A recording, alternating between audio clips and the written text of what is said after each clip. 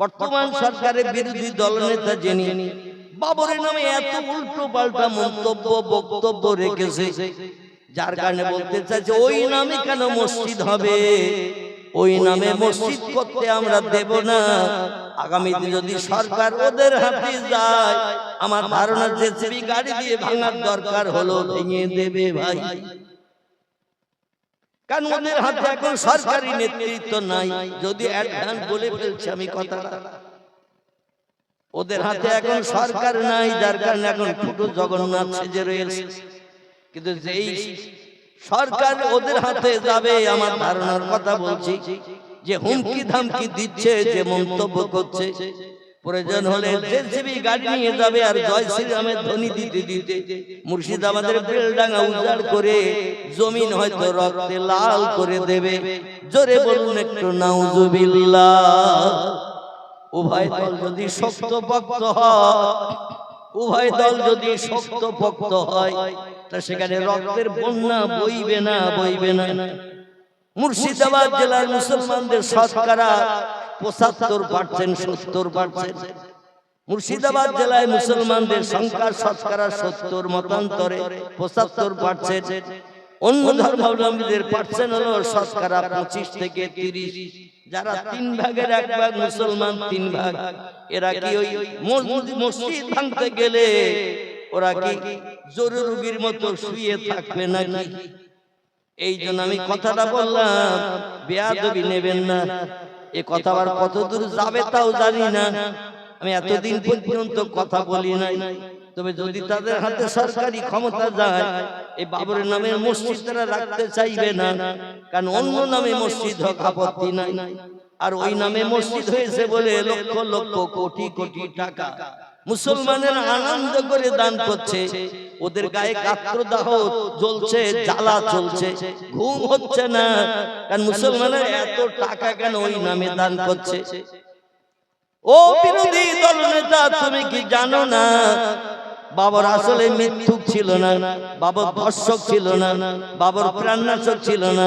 তিনি আসেননি যুদ্ধ করতে, যুদ্ধ করতে ছিল তার প্রধান সেনাপতি, নাম ছিল তার মীর মোহাম্মদ বাকি। কি নাম বললাম? মীর মোহাম্মদ বাকি তার নাম। এই লোকটি শুধু 5 ওয়াক্ত নামাজি ছিল না, এ রাতের বেলা ঘুম কামাই করে বিবি বাচ্চা দুর্ভিক্ষের স্থানে ফেলে রেখে এসেছিল। বিবি বাচ্চা সঙ্গে আনে নাই, বিবির পাশে রাতের বেলা ঘুমায়নি, বিছান সজ্জায় শয়ন করে গোবর সাপের মতো নাক দিয়ে ফসফস করে আওয়াজ তুলিনি। রাতের বেলা তাহাজ্জুদের নামাজ পড়তে আর বলতো, আল্লাহ অল্প কিছু সেনা এনেছি উজবেকিস্তানের ফরগানা থেকে, আর আমরা এসেছি পানিপথে নৌকা যোগে, লঞ্চ যোগে। আর যে দেশের রাজ সিংহাসন দখল করতে এসেছি, সে দেশের জনগণ সব ডাঙায় বাস করে, জমিনে। আর আমরা এসেছি সব পানিপথে, পানিপথে। ডাঙায় যারা থাকে আর পানিতে যারা থাকে, শক্তি পায় বেশি কারা? ডাঙায় যারা থাকে এরা তো শক্তি পায় বেশি, যখন তখন যে কোনো দিকে যে আক্রমণ করতে পারবে না, পারবে না। আর পানিতে যারা থাকে, ওই পানি ছাড়া তো অন্য দিকে ওরা যেতে পারবে না। আর সাগর তো এইরকম পুকুরের মতো চতুর্দিকে করা নাই। সাগর একটা এদিক ওদিকে লম্বা, এদিক ওদিকে লম্বা। ঠিক বললাম না ভুল বললাম? সাগর লম্বা হয় পূর্ব পশ্চিমে, নইলে উত্তর দক্ষিণে, এই রকম লম্বা হয়ে থাকে। পুকুরের মতো এরকম গোলাকার নয়, যার কারণে যে কোনো দিকে যুদ্ধ করার সুযোগ নাই। আল্লাহর কাছে হাত তুলে রাতের গভীরে 6 রাকাত তাহাজ্জুদের নামাজ আদায় করে তিনি আল্লাহর ডেকে বলতেন, আল্লাহ আমরা ইমানদার মুমিন মুসলমান সংখ্যায় নগণ্য, তবে বদরের যুদ্ধে মুসলমানদের সৈন্য ছিল 313, ওহদের যুদ্ধে মুসলমানদের সৈন্য ছিল 1000, মুতার যুদ্ধে মুসলমানদের সৈন্য ছিল 6000। এমন করে আরো আরো যুদ্ধ যেগুলো ছিল, তবুকের যুদ্ধ ছিল, মুসলমানদের সৈন্য ছিল 8000। কিন্তু মুসলমানরা যুদ্ধ করে লক্ষ লক্ষ সেনাদের সঙ্গে মোকাবেলা করে 23টা যুদ্ধে একটা না জয়ী হয়েছে। জোরে বলুন একটু সুবহানাল্লাহ, নারায়ে তাকবীর।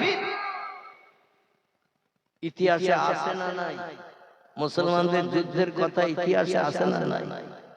আমি বলবো ওদের একটু মুসলমানদের হাদিস শরীফ আলগা করে পড়ো। মুসলমানরা ওই জনগণ বেশি নিয়ে যুদ্ধ করতে যায় না, ওদের অন্তরে একটা যন্ত্র মেশিন আছে, এর নাম কি বলেন তো?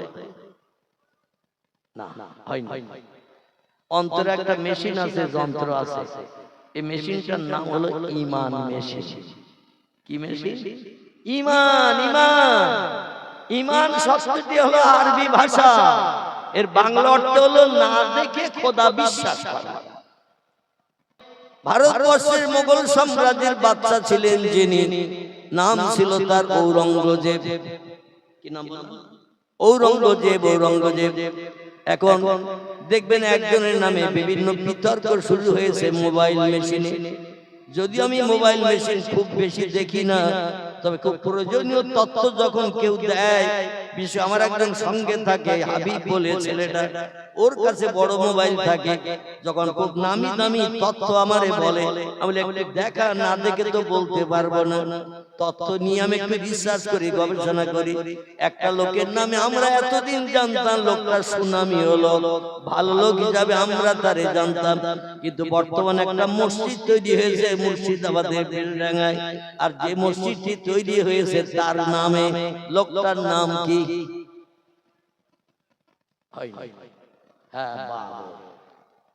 যার নামে মসজিদ হয়েছে তার নাম ছিল বাবর। 1528 সাল, কি নাম? 1528 সালে উজবেকিস্তান বলে একটি দেশ ছিল, ইরাকের দেশের একটি জায়গা, সেইখান থেকে কিছু সৈন্য 12,000 মতান্তরে 15,000 সৈন্য পানিপথে পাঠিয়ে দিয়েছিলেন ভারতবর্ষের রাজ সিংহাসন দখলের জন্য। সে যুগে শুধু মুসলমানরা দখল করত না, হিন্দুরাও দেশ দখল করত, জৈনরাও করত, শিখেরা করত, ইহুদিরা করত, খ্রিস্টানিরা করত। আর খ্রিস্টানরা আমাদের দেশ 300 বছর দখল করে রেখেছে, আমরা তো তার বাস্তব প্রমাণ। ঠিক বললাম না ভুল বললাম? ইংরেজরাও সে যুগে দেশ দখল করত, কারণ ব্রিটেন থেকে এই দেশে এসেছিল দখল করার উদ্দেশ্য নিয়ে। তবে দেশের জনগণকে ফেভারিটি করার জন্য বলছে আমরা একটু ব্যবসা করব তোমাদের দেশে। ইংরেজদের মগজে জ্ঞান খুব বেশি, আগে বলেছি না বলেন? তাম পৃথিবীকে এখন দাবিয়ে রেখেছে যারা, তারা হলো ইংরেজি শিক্ষিত ব্যক্তি। ওদের ভিতরে 100-র ভিতরে 100 জন শিক্ষিত, 1000-এর ভিতরে 1000 জন শিক্ষিত, 1 লক্ষের ভিতরে 1 লক্ষ জন শিক্ষিত। একটা মূর্খ ওদের দেশে পাওয়া যায় না। আর আমাদের দেশে শিক্ষিত খুঁজতে গেলে শতকরা 90 জন মূর্খ, 10 জন শিক্ষিত। ঠিক বললাম না ভুল বললাম? 2-1 জন কম বেশি হবে। শতকরা 10 জন শিক্ষিত, 90 মূর্খ। আর মূর্খরা ফতোয়া দেয় বেশি। ঠিক বললাম না ভুল বললাম? আমার কথায় যদি আপনার ব্রেন মগজে অ্যাডজাস্ট না হয়, আমার মগজের জ্ঞানটা একটু সংশোধন করে দেবে। তবে আমি তখনই সংশোধন হবে না, আমার মাল যত সময় আছে তত সময় চালাবো। তারপরে যখন চালাতে পারবো না তখন আপনার কথা মেনে নেব। বোঝা গেল? যোগ করে বললেন হুজুর এটা ঠিক না, আমি তখনই মেনে নেব না। আমার মগজের মালগুলো আগে ঝাড়বো, ঝেড়িয়ে যদি আপনি কেটে দেন তখন আমার বাধ্য হয়ে মেনে নিতে হবে, আমি তখন মেনে নেব। এটা ওয়াদা করছি। আমার ভাইরা, 1528 সাল 12 মতান্তরে 15,000 সেনা পাঠিয়েছিলেন ভারতবর্ষের রাজ সিংহাসন দখলের জন্য। দেশটির নাম ছিল উজবেকিস্তান। কি নাম বললাম? উজবেকিস্তান বলে এখনো দেশ আছে, আগে ছিল, এখনো আছে। এই দেশে ফরগানা নামে একটা গ্রাম ছিল, গ্রাম। কি নাম বললাম? যেমন বসিরহাট থানা খিদিরপুর গ্রাম, বসিরহাট থানা কঠুর গ্রাম, বসিরহাট থানা লক্ষণকাঠি গ্রাম। ওই রকম উজবেকিস্তান শহরের পার্শ্ববর্তী একটি গ্রাম, গ্রামটির নাম হলো ফরগানা। যদি বলেন হুজুর প্রসাদ কোন বই থেকে তথ্য দিচ্ছেন, বইটার নাম একটু বলি।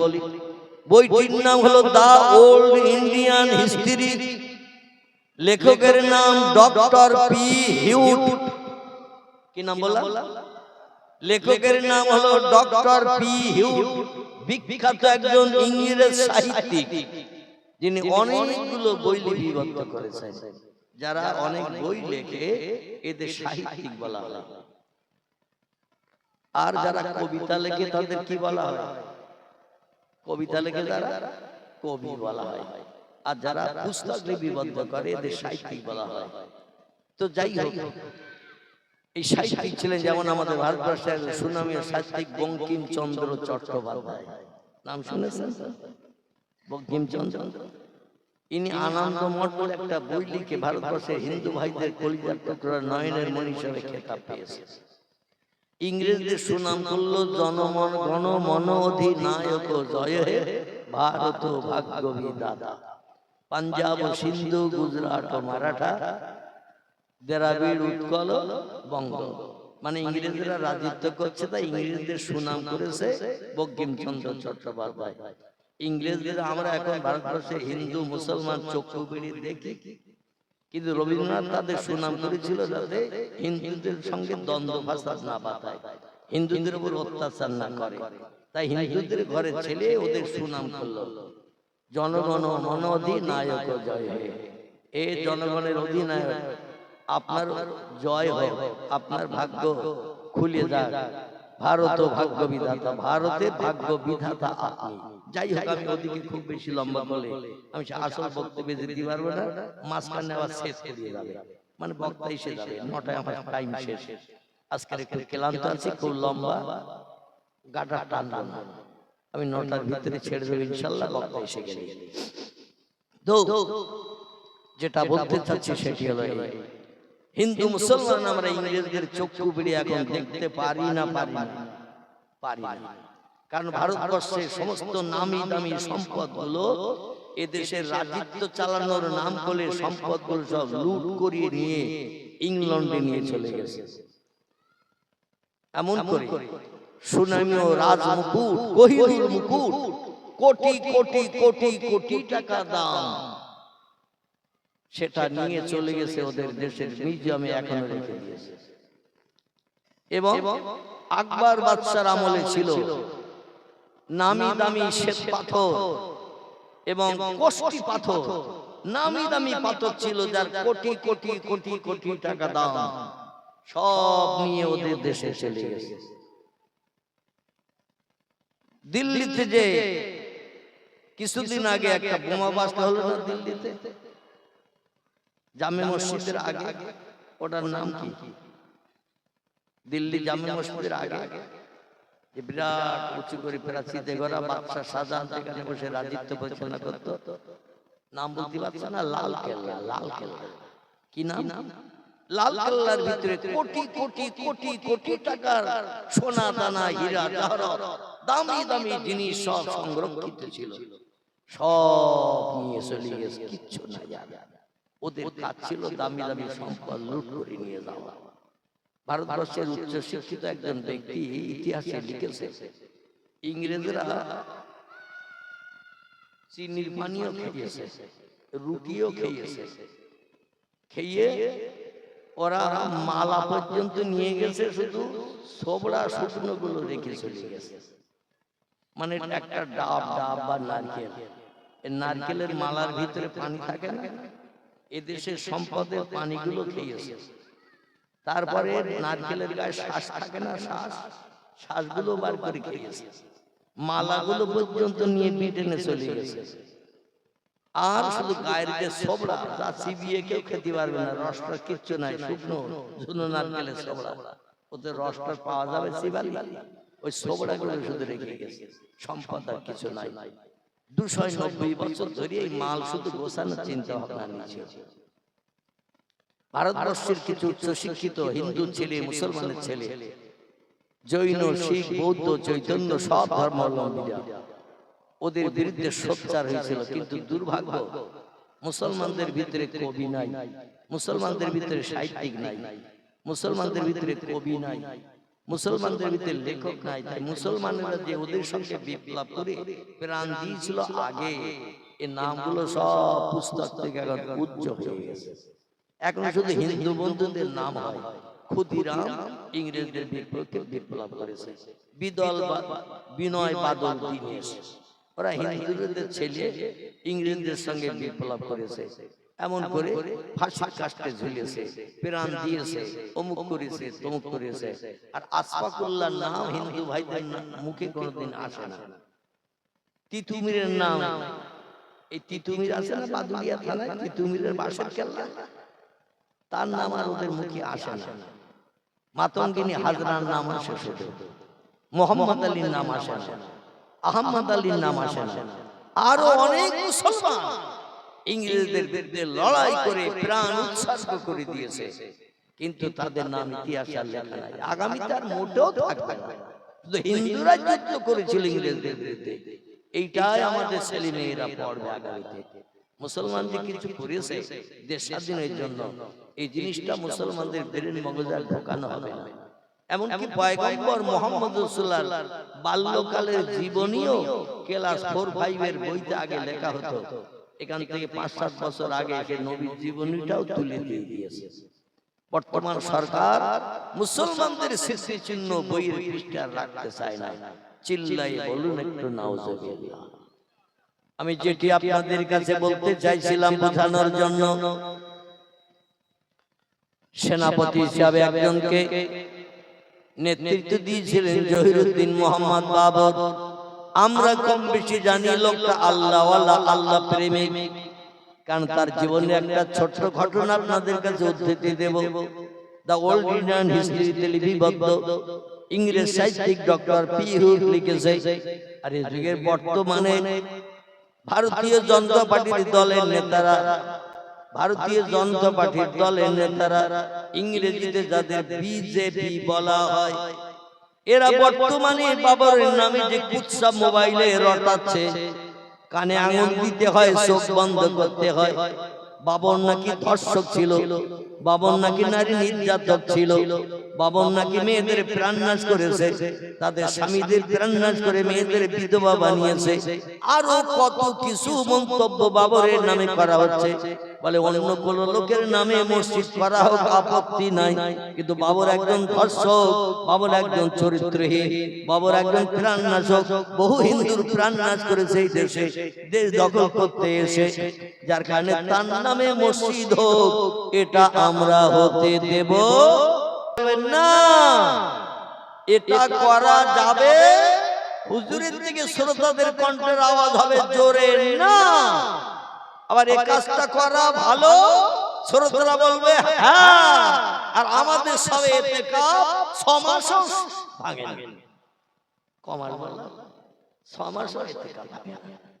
জলসা আসি সব নতুন বউ হয়ে, কি বল, এই নতুন বউ যে বাপের বাড়িতে প্রথম দিন আসে, লোকজন দেখতে আসলে ও কি ফটফট করে কথা বলে, ও বলে 2-4 দিন যাক, সে করে একটু মাটির তলায় চালাই। তারপর যখন টান দাও ঘুরতে পারবে না, তখন বুঝবো আমি চুপ করে থাকা বান্দা কিনা, চুপ করে থাকা বান্দি কিনা। আমি 2-4 দিন একটু ধৈর্য ধরে গালে পানি রেখে দিছি, পানি। এখন কথা বলতে গেলে পানি বেরিয়ে যাবে, তোর দিন নষ্ট হবে। নতুন বিয়ে হয়েছে তাই গালে পানি নিয়ে এখন তোমাদের কথাগুলো হজম করতেছে। আমাদের দেশের শ্রোতাদের এইরকম ভাব। বাংলাদেশে ওয়াজ করতে গেলে সত্যি আমাদের খুব ভালো লাগে, কলিজা ঠান্ডা। 2 ঘন্টা জায়গায় 2.5 ঘন্টা বলতে কোনো কষ্ট হয় না, কারণ ওরা কথা বার করে নেয়। আর আমাদের দেশে কখন ছাড়বে তা আবার ঠান্ডা, কখন ছাড়বে তা আবার ঠান্ডা হয়ে যাচ্ছে, টেস্ট পাওয়া যাবে না। আর শীতের রাতে বসে থাকা সম্ভব না, উশি বুশি করে। আল্লাহু আকবার। তবে গাজীতলার মাঠের লোক এখনো নড়াচড়া করবে, দেখতেছে সব চুপ করে বসে আছে। শেষ পর্যন্ত যেন আল্লাহ থাকা তৌফিক দান করে। সকলে বলবেন আমিন, একটু জোরে বলবেন আমিন। আর বাবরের নামে যত বদনাম কুনাম বর্তমান ভারতবর্ষের তৃণমূল সরকারের বিরোধী দলনেতা যিনি, নাম আর তার বলবো না, কারণ আমি এসব রাজনীতির বক্তব্য পছন্দ করি না। তো আজকের একটুখানি মনে এলো তাই 2-4টে কথা, বেশি দেব না।